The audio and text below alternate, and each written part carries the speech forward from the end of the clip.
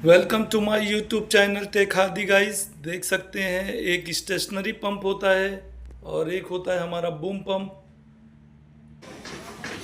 Guys आज हमारा जो स्टेशनरी पंप है वो ब्रेक डाउन है और सिलेंडर देख सकते हैं कि स्विंग सेटर सिलेंडर काफ़ी अच्छा पंप होता है स्विंग का, जो कि रॉक वॉल और हमें स्लरी आ रही थी। स्लरी आने की वजह से हमें बुश को चेंज करना था।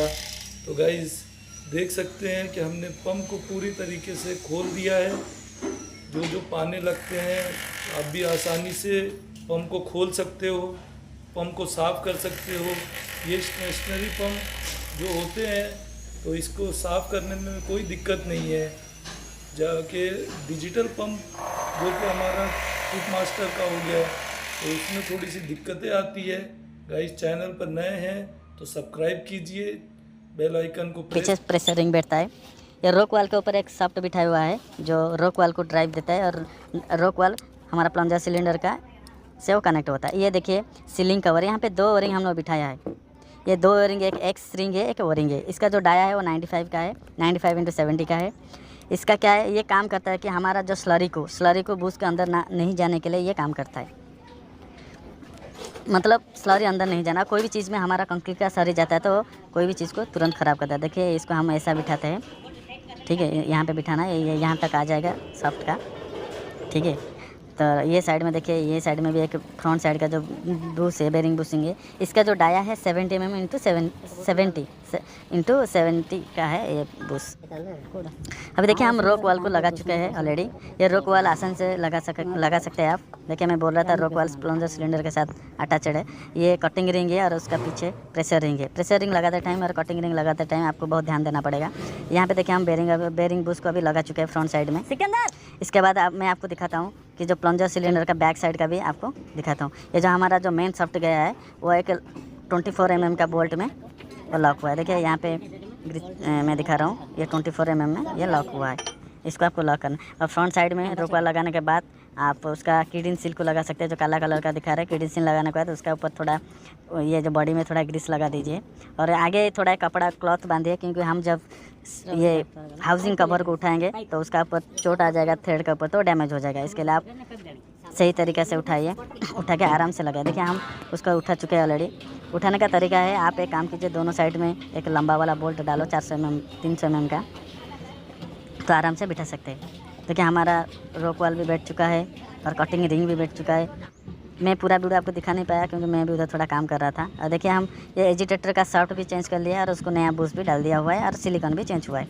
आप कभी भी ध्यान दीजिए, एजिटेटर का काम करते टाइम उसका सिलिकॉन चेंज करने का है और बूस्ट का कंडीशन चेक करना है। बूस्ट का कंडीशन क्या है और सॉफ्ट का कंडीशन क्या है, ये दोनों चीज़ को आपको ध्यान में रख के फिर आपको डिसाइड करना है आपको नया डालना है पुराना डालना है। लेकिन मैं रेफ़र करूँगा आप बूस्ट और सिलिकॉन तो हर टाइम पे नया डालिए। कभी भी आप खोलते हैं तो नया डाल दीजिए, क्योंकि उसका जो सॉफ्ट का लाइफ थोड़ा बढ़ जाएगा। सॉफ्ट थोड़ा महंगा है, इसके लिए आपको सॉफ्ट को बचाने के लिए दोनों साइड में बूस्ट और सिलिकॉन डालिए। और जो भी जेन्युइन पार्ट आप जो भी स्पेयर पार्ट लगा रहे हैं आप जेन्युइन पार्ट यूज़ कीजिए स्विंग स्टार्टर का, तो वो बेटर रहेगा। क्योंकि हमको पुराना चीज़ मतलब डुप्लीकेट डाल के कुछ फ़ायदा नहीं है। 2-3 महीने के बाद फिर वही मेहनत, वही टाइम वेस्टेज, फिर प्रोडक्टिविटी में डिफरेंट आएगा।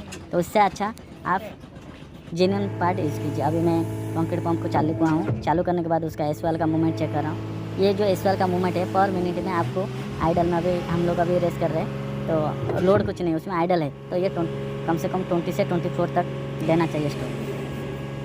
ये रॉक वाल का। और ये आप कभी भी रॉक वाल को मूवमेंट अभी ऑपरेशन कर रहे हैं रिवर्स फॉरवर्ड के लिए, तो आप जो वाटर टैंक है आपका इसी में है तो वाटर टैंक में पानी भर के उसको कीजिए, नहीं तो आपका रैम्प कटने का बहुत चांसेस है। देखिए मैं आपको दिखा रहा हूँ, चलिए थोड़ा हाँ यहाँ पे, तो इसमें पानी भर के आराम से कीजिए। अभी देखिए हमारा ये स्विंग स्टार्टर का पंप है, मैं आपको दिखा रहा हूँ। ये दोनों फिल्टर है, एक फ्यूल फिल्टर है, एक ऑयल फिल्टर है। अभी हमारा जो काम था हम उसको कंप्लीट कर दिए, उसको चेकिंग भी कर दिए। हमारा जो स्टोक हाइड्रोलिक प्रेशर। गाइस जानकारी कैसी लगी देख सकते हैं। हमारा पंप का काम कंप्लीट हो चुका है और हमारे मैकेनिक भी अब जा चुके हैं और हमारा पंप देखो साइड पर लगा हुआ है और साइड पर कंक्रीट काफ़ी अच्छे से कर रहा है। हाई राइज के लिए स्विंग सेटर पंप बहुत ही बेस्ट है और इसे साफ़ करने में भी कोई दिक्कत नहीं होती है। तो मेरा बोलना यही है कि अगर स्विंग सेटर आप परचेज़ करते हो तो आपके लिए बहुत